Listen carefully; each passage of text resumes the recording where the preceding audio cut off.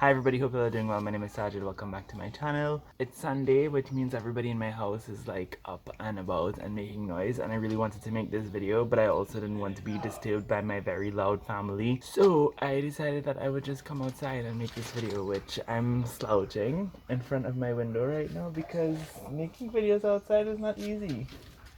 I really hope no creepy animal creeps up on me. We have a lot of lizards in the back here. So I'll be doing the media book freakout tag. This was created by Chammy and Ellie. The original tag videos don't really exist anymore, but okay. I thought that was an animal. The original tag videos don't exist anymore, but the creators still have channels, so I'll link them down below. I will be attempting to answer all of the questions that I could find that are possibly associated with this tag, along with a few other questions that I kind of made up and shoehorned into it myself because I can. This question is the number of books you've read for the year, and I've read around 19 books, 19 or 20 books this year, which doesn't sound like a lot for most people, but for me it's great because I'm on track. I'm trying to read 40 books this year. That's my goal. Wow, rude. My Goodreads goal this year is to read 40 books, so I'm almost halfway through with that. So the next question is, what have you been reading? And I've been reading, on brand, YA contemporary and adult literary fiction. I've been reading a lot more of the latter though, and it's been great. Which leads me to my next question, which is, what is the best book that you read for the year? And it's an adult literary fiction book, and that book is Valmiki's Daughter by Shani Mutu. So it's set here in Trinidad, and it follows this wealthy family. The father and the daughter of the family are both queer and closeted. So it's kind of following the consequences of living an inauthentic life and living for other people and not really living for yourself. And it's so good. It's amazing, and everybody should read it. Next question is the worst book that you read for the end. For me, that's going to be Rocking Randy by Bona King. I wanted to try to read some more erotica, so I picked this book up, and oh my god, it's awful. I didn't know what MPreg was when I picked it up, but I ended up having to learn the hard way. No pun intended. While I was reading it, the main character was talking about being turned on by his love interest, and he started to talk about how his ass was beginning to salivate, and I was like, do you want to go get checked or something? And then, close to the end of the book, he got pregnant in his butt. I get that this is a fantasy for some people, and if that's your thing, different strokes for different folks, literally. The next question is the most surprising book that you've read for the year, and for me, the most surprising book that I've read this year was probably Dear Haiti Love Elaine by Maika Mulit and Maritza Mulit. So this is a YA contemporary written by two sisters, and I went into this thinking it was going to be like a fun, beachy romance. It's not. It's really not. It's nothing like that whatsoever. So basically what happens is this girl, she goes back to Haiti where her parents are originally from, but she grew up in America. And while she's there, shit goes down. The book has like this very, very satirical tone to it. It's very sarcastic and very snarky in its tone. So it's really, really funny, but it's also extremely dark, and it dealt with things that I wasn't even expecting this book to even delve into the realms of dealing with. It was so good. It was so interesting. I really liked it. The next question is the most disappointing book that you read for the year. And for me, this is probably going to be Satoko Anada Volume 1 by Yupe Chika. This is the first book in a manga series that I thought I was going to like. I really thought I was rude ass bird. It's about this Japanese girl and this Saudi Arabian girl who end up becoming roommates in the States, and it's just about them learning about each other's culture. And every single page is a new scenario where Satoko is learning about Nada's culture, and I'm like, this is boring. It has no plot. It has no plot. The next question is the best sequel that you read so far for the year, and I have no answer for this one because I don't read series. I read the first book in a series, but I'll be mentioning that later on. But other than that, I haven't read no sequel. The next question is a new release you haven't read yet but really want to. For me, I'm gonna have to say Yes, No, Maybe So by Becky Albertalli and Aisha Saeed. I pre-ordered this book and I got it since February, and I still haven't read it because I'm the actual worst. I wanted to read it during Ramadan because it's set during Ramadan and one of the main characters is a Muslim, but I was just like, maybe next Ramadan. A minute, a whiff. This is why I don't like to come outside. Number 8 is your most anticipated release for the second half of the year. Definitely Darius the Great Deserves Better by Adib Khorram. This is the much anticipated sequel to Darius the Great Is Not Okay. I love that book. I love Darius. In it, we kind of explore Darius's queerness without explicitly saying that he's queer. So you could actually read the book and not even read that as part of his experience. But in this book, he is explicitly queer. So we're following him a few years later. He's a lot more mature and grown, and he's in a bit of a love triangle. and it sounds amazing. The next question is a new favorite author, debut or new to you. For me, I'm gonna have to go with Shani Mutu again. I only read the one book from her, Valmiki's Daughter, but I also have her debut novel, Sirius Blooms at Night. I'm also really intrigued in her newest book, which is called The Polar Vortex. She also has other books like Moving Forward Sideways Like a Crab, Out on Main Street, He Drowned She in the Sea. Those are the only ones I could think of now, but she has a ton more, and I really want to read all of them because this is an author who I think could be very foundational and formative for me, especially. She writes from the perspective of a queer Indo-Trinidadian, which is a very unique perspective to get in Caribbean literature, let alone literature as a whole. So I'm really excited to read more of her books. I've always known about her, and I always said that I would read her books, but I never did. And then it wasn't until this year when I had to read one of her books for an actual course, so I had no choice but to read it. I was finally able to understand why everybody likes Shani Mutu, because she's amazing.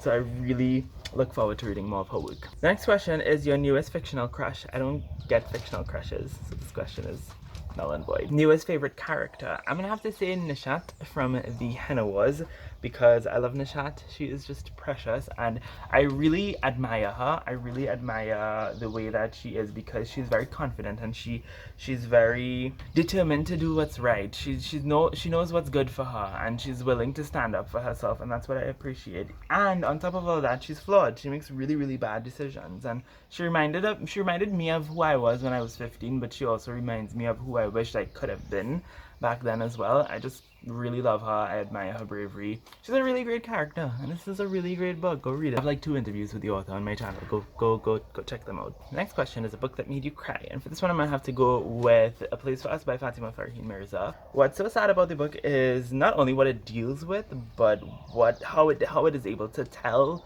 that story. So it starts off in the present, and we're introduced to these characters in the context of a wedding, and then from there we jump back in time, and we are going through time, and it's very windy in time. So one minute, you know, the characters are like 5, next minute they're like 22, next minute they're like 13. So we're jumping back and forth during time, and the more that we get the background of this family's past as this immigrant Muslim family from India living in Southern California, the more we learn about them, and the more we learn about their history and their relationships with each other. When we go back to that modern day like wedding scene, you really see the weight that these characters are holding on their chests, and it becomes more and more and more emotional until you get like closer to the end, and it's like, oh my god, I'm depressed. Next question is a great one. That is a book that made you happy. Don't read many of these. I would have to say Once Upon a Eid by S.K. Ali and Aisha Saeed, edited by S.K. Ali and Aisha Saeed. This is a middle grade collection of short stories, and it is absolutely adorable. It is adorable, with a capital adorable. Even the stories that were a lot sadder and heavier and dealt with grief and you know, loss and whatnot was still really, really great, because they all try to center joy, right? Eid is a day of joy. Both Eids for Muslims across the world are days of joy. So all of these stories did a really good job at centering joy and happiness, and the kind of happiness that comes with Eid, and I really appreciated that. Really needed it during this pandemic, so I have a whole review for it. You should go watch that. Next question is the best book to movie adaptation you've watched this year. I only watched one book to movie adaptation, and that was The Hunger Games by Suzanne Collins. And the thing about it is, I didn't read the book this year, but I read it like back in 2014, and that was also the first and last time I saw the movies. So I don't know, I just kind of like had this impression that the movies were going to be bad, like it wasn't going to be as good as I remembered it to be. And The Hunger Games was fucking amazing. Like the movie, I'm sure the books are good if I go back to them too, but the bitch, that movie, who would have thought? I thought it was gonna be bad. Looking back on it, I was gonna be like, I used to like this. It was good. It's really good. Next question is the best review you've written for the year. I don't really write reviews. I did write a review of Kitsch. It was the only book I wrote a review of this year, Kitsch by Anthony Joseph. But that's because I had to read this so that I could review it for a magazine. I don't know when it will be published, or when or if it will be published, but because I'm submitting it and I have to do like edits and stuff, and I'm waiting for my next round of feedback. So I don't know if they're actually going to publish it in the magazine, and I don't know when they're going to publish it. But when it does happen, I'll let you know. But I'm proud of the review. It wasn't good at first. I needed to do some edits and change around some things, but now I'd say it's pretty decent, and I'm excited for people to read it if it gets published. Number 16 is the most beautiful book that you received this year. For me, that's going to be No True Believers, but you know, this is very inconvenient. For me, that's going to be No True Believers by Rabia York Lombard. This book has the most stunning cover. Like, it is absolutely gorgeous. I love the design. I love the way that they manipulate the words and stuff. I love the way that the character looks on the cover. It's just a stunning cover. It's a YA thriller that's pitched as Internment meets Sadie. I haven't read it as yet, but it has the best cover that I've gotten in a book for the year. So it goes for this question. Then number 17 is another one that I think I made up because I just wanted to mention some books that I wouldn't have otherwise got to mention. It's basically honorable mentions, and I'll have to say A Silent Life by Rayan Shah is my first honorable mention because this book had the most beautiful writing that I read for the year. It's another Caribbean novel set in Guyana, and it's so good. It's so good. Woefully underrated, both in Caribbean literature and otherwise. So what the hell is that? So please read it. Light at the Bottom of the World by London Shah. This is the book that I said was the first in the series. It's the first in the Light the Abyss duology. The second book is not out yet, but this is essentially a YA sci-fi set in a futuristic London that is underwater now. And it's amazing. They're like these killer mermaids trying to kill the main character, who's a practicing Muslim, by the way, which is something that I also really appreciated about this book. The next honorable mention I have is Brother by David Chariandi, because this book was absolutely fantastic. This was also another really surprising read for me. I didn't know what to expect of it, but it was so good. Felix Ever After by Kaysen Calendar. I mean, this book is really popular right now, and understandably so, because it's great. Kaysen is a boss. There's just really nothing else that you could say beyond that. And then Know My Name by Chanel Miller, which is a memoir. I listened to the audiobook of this one, and it was great. It was a really refreshing read, to hear her story and to hear her kind of like reclaim her voice and to, you know, reclaim her own narrative. It was great. It was a great read, and you should read it if you haven't already. There's books to read by the end of the year, or the second half of the year. I'm just going to go with the books that I'm currently reading right now because I've been reading them for weeks. I have a ton of assignments to do for school, so, you know, I've just been kind of like, you know, not wanting to read, but also at the same time wanting to. So I'm reading Clap When You Land by Elizabeth Acevedo, and so far I'm enjoying it. I'm not really digging the verse as much as I thought I would, but the story has gotten really juicy at the point that I am, and I think I'm like 62% in, so hopefully I could finish it soon. In fact, I should probably finish it today because I might want to mention it in our Bashment Book Club live show. There's a spider right there I'm staring at. Hi, spider. You're so small. I wonder if I could get the spider to come onto my notebook. Okay, no, you just wanna. Okay, you don't. Okay. That's spider smart, y'all. She's just like, I see what you're trying to do, you big lizard. I'm not a lizard, I'm not interested in eating you, sis. It's fine. But yeah, I'm listening to the audiobook of All Boys on Blue by George M. Johnson, and so far, is that another spider? Are you the remains of a dead spider? Because you look like the remains of a dead spider. Either that or you're dried up lizard poop. Or maybe you're a spider that a lizard pooped out.